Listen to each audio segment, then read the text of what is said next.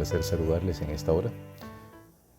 Vamos a orar para pedirle a Dios su bendición al momento de tener esta reflexión de uno de los pasajes bíblicos que vamos a considerar a continuación. Bondadoso Dios, muchísimas gracias por la vida que nos has dado. Gracias por la llegada del sábado. Permítenos disfrutarla. Asístenos en esta hora en el estudio de tu palabra en el nombre de Jesús. Amén. Bien, el tema que vamos a analizar es un versículo que aparece en el libro de Job, el capítulo 2 y el versículo 9, más o menos hasta el 11.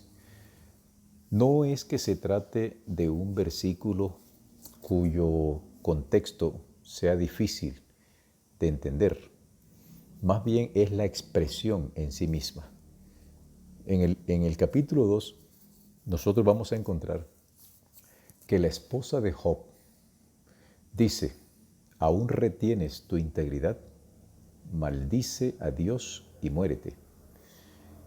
Ha sido proverbial que a la mujer de Job, a la esposa de Job, nosotros la hemos enjuiciado y hemos dicho: ¿cómo es posible que una mujer de un patriarca, como es el caso de Job, haya expresado una palabra tan dura?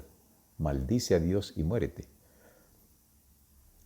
Lo cierto es que el texto favorece las dos opciones. Hay algunas versiones antiguas que dicen bendice a Dios.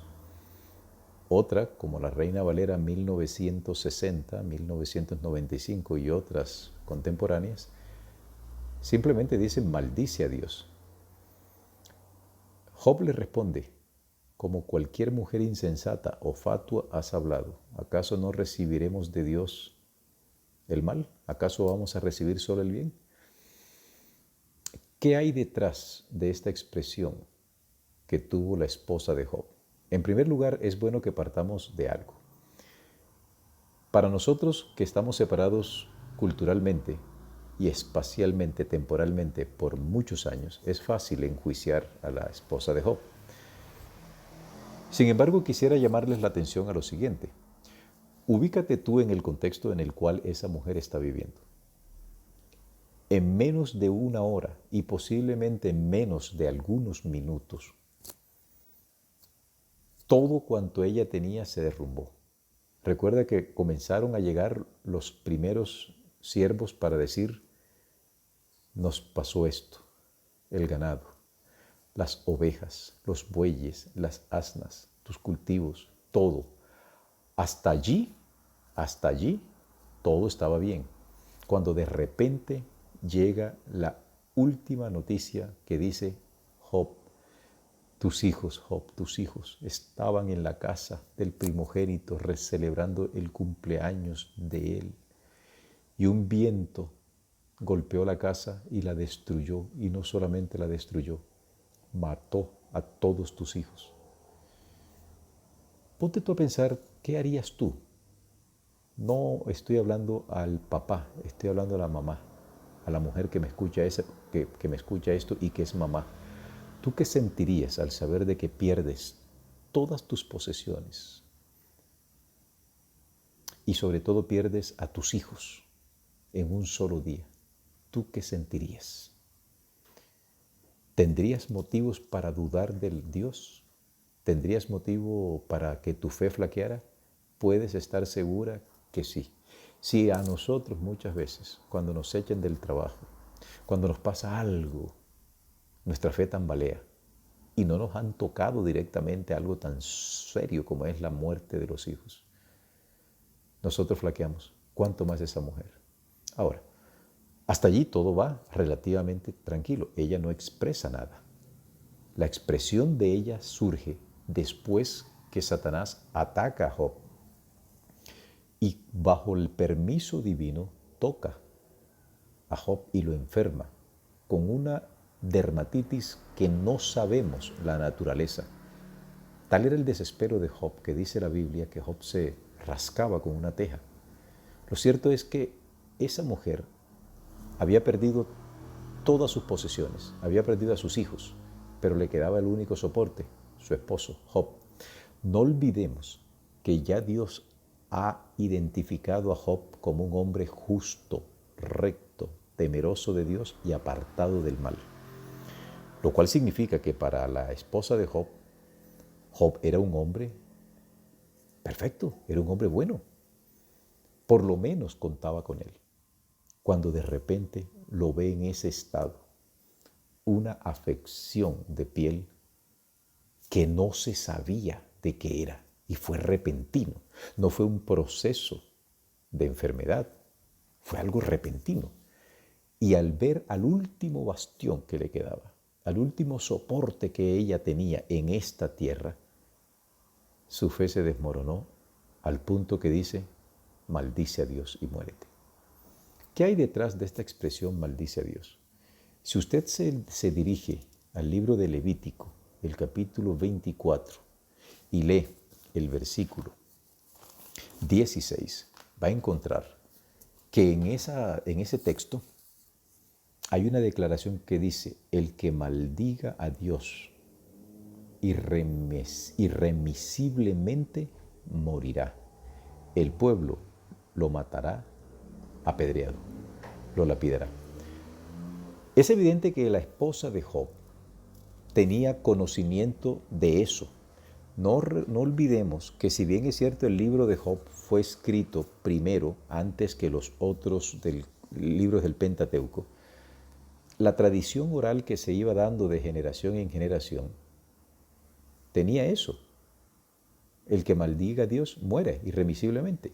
Así que la esposa de Job pensó más o menos así.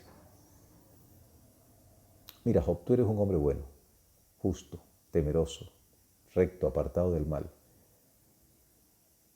Yo pienso que lo mejor que tú puedes hacer para acortar esta agonía que estás viviendo, para acortar este sufrimiento tan indecible, vámonos por el camino más cortito.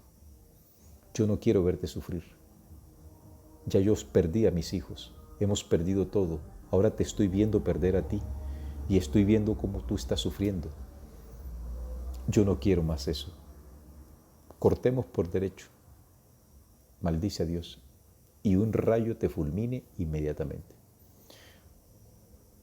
Uno ve detrás de eso un espíritu de consideración, de conmiseración. La esposa de Job no lo quería ver sufrir. Y pienso que nosotros en algunos momentos hemos tenido parientes cercanos que han estado enfermos de esas enfermedades terminales que ponen a sufrir al paciente y también ponen a sufrir a la familia. ¿Cuántas veces hemos deseado que ese ser querido, a pesar de que lo amamos y a pesar de que quisiésemos que siguiese viviendo, viendo de que su estado es tan lamentable y viéndolo sufrir internamente, en secreto, hemos dicho, Señor, llévalo al descanso, por favor, que no sufra más? Eso lo hemos pensado, yo lo he pensado, yo lo viví también. Ahora, ¿por qué una mujer que ha perdido todo, lo más doloroso, todos sus hijos, y ahora su esposo está así? Ella dijo, este es un acto de misericordia. Te sugiero que maldigas mejor a Dios para que se acorte todo. Afortunadamente, esa expresión, el que maldiga a Dios, no significa lo que nosotros creemos. Usted puede decir a Dios, maldito sea Dios, pero eso no es lo que a Dios le molesta. No es la expresión de los labios lo que a Él le incomoda.